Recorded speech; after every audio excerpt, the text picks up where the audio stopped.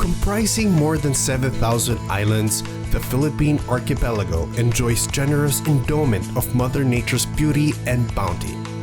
The country nestles in Southeast Asia, an incident in geography which placed the country adjacent to the world's major bodies of water, like the Pacific Ocean, making its own waters teem with rich marine life.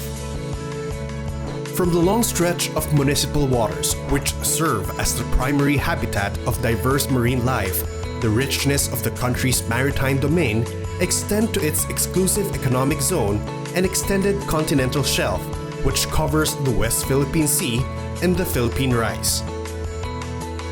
Its blue and idyllic seas offer bountiful catch. It is not surprising why the fisheries industry is one of the primary component of its economy. In 2020, the fisheries subsector shared 15.22% of the total agriculture production value. It grossed 273.4 billion pesos at current prices.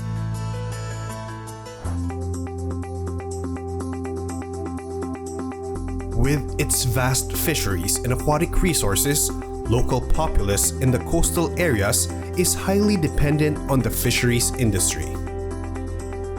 The increasing economic demand, however, for fish and fisheries product brought about by the growing population bred serious threats of illegal, unreported, and unregulated or IUU fishing. Thus, the whole fisheries resources have become vulnerable to misuse and abuse. Too much fishing pressure left some of the country's fishing grounds in ailing state.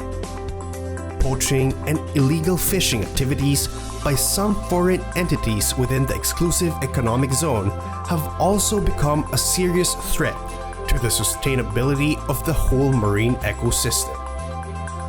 To address this pressing issue, the Philippine government, through the Department of Agriculture, Bureau of Fisheries and Aquatic Resources, has created innovative platforms for conservation of marine resources and freshwater habitats like lakes and rivers.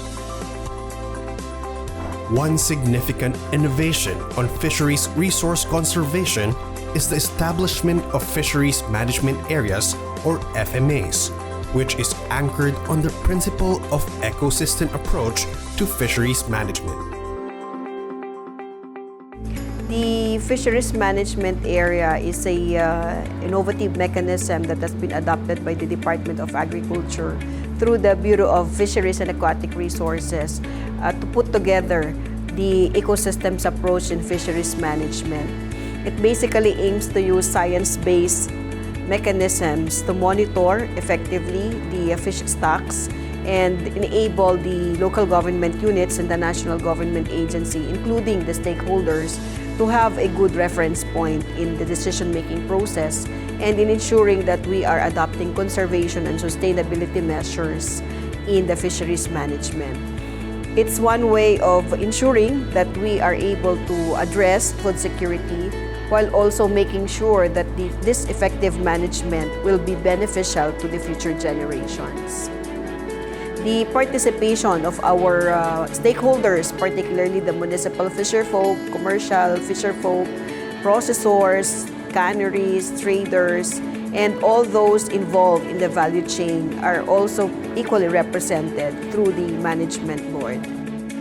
Taking off from the Department of Agriculture's New Thinking perspective, headed by no less than the Secretary, Dr. William Dar, the FMA approach is an innovative mechanism to bring in partnerships at the local level, ensuring that effective representation guided by science-based mechanisms will be adopted to ensure that the conservation and sustainability measures is an encompassing prescription over and above the programs, projects, implementation at the local level. As fishery policy makers and stakeholders, therefore we must strengthen our unity and cooperation to pursue new vision for the fishery sector based on the new thinking and 8 paradigms or areas that we advocate for agri-fisheries development. Aside from the fisheries governance, which emphasizes the importance of ecosystem approach to fisheries management, the government, through the DAB-FAR, taps information technology for improved monitoring, control and surveillance over its maritime domain, while intensifying the campaign against illegal, unreported, and unregulated or IUU fishing. This has been realized through the implementation of the Integrated Marine Environment Monitoring System project, an innovative, optimized, and integrated monitoring system that expands and improves the DAB-FAR's current monitoring, control, and surveillance program. The DAB-FAR has invested on state-of-the-art technologies, and one of these is the IMEMS.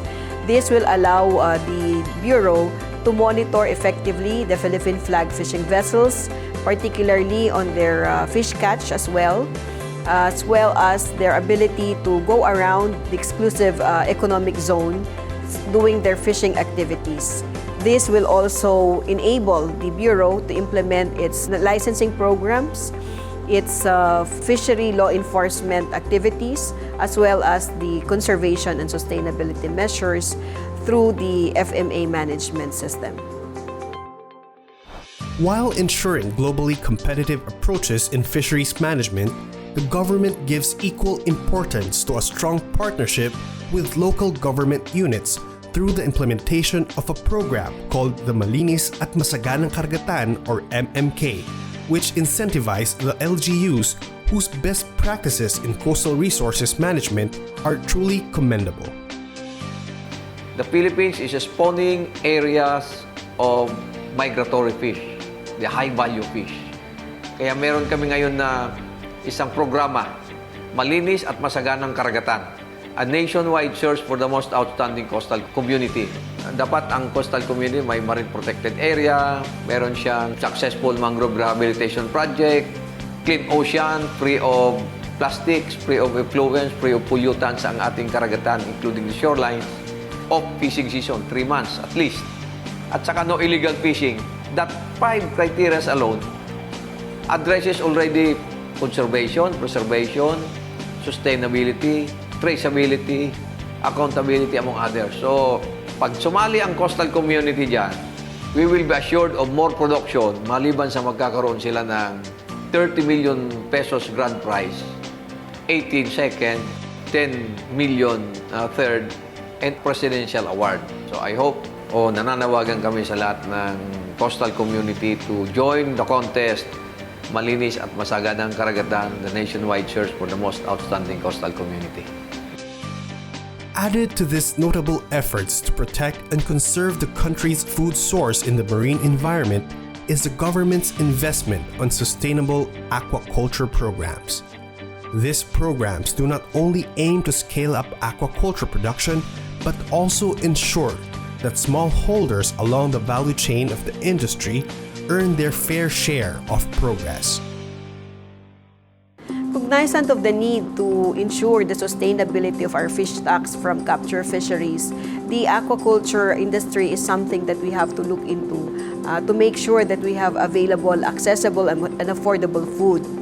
And to grow the aquaculture industry, we support partnerships with small players, such as providing them fish fingerlings through our community-based fingerlings mechanism, as well as linking with the aquaculture players to scale up their production process. And this means providing the necessary support, such as linking them to markets, providing the necessary access to capital, as well as opening up other areas for aquaculture production in non-traditional places. And this includes reservoirs, dams, and making sure that the sustainability approach in aquaculture management is adopted so that we can ensure that this fish farming mechanism would have a long way to go and is friendlier to the environment. Anchored on the value chain approach, we look at mechanisms to address the different needs for the aquaculture industry. So this includes provision for reliable fingerlings, and that means investment in terms of tissue culture production for seaweeds, investments in terms of hatcheries and satellite hatcheries with the private sector, and of course looking at the entrepreneurial mechanism so that this component would be grown and harnessed to ensure sustainability. This also will cover support in terms of building up the support system for our seaweeds, shrimps industry, of course bangus and tilapia, which will ensure our sustainability for fish supply, and investments in terms of the shellfish program. These are some of the mechanisms that will help us develop the sector with government's investment vis-a-vis that of the private sector's participation, as well as ensuring that our municipal fisher folks are part and parcel of the mechanism for implementation. To expand the base for aquaculture, we are looking at harnessing yung ating agro-industrial or aqua-industrial business corridors. So this will be an aggregation of the different municipalities and the regions in accordance to FMA management, such that we look at mariculture parks or aquaculture parks to build up and put them together in one cluster. This also will include provisions for sustainable training and IEC materials that will be a continuing process in the skills development and capability building of our fisherfolk. A food-secure Philippines reaping the benefits of a sustainably managed and developed blue economy. A fisheries industry with prosperous fisherfolk contributing to the nation's food security. They all comprise the government's clear vision in harnessing the abundance of our seas.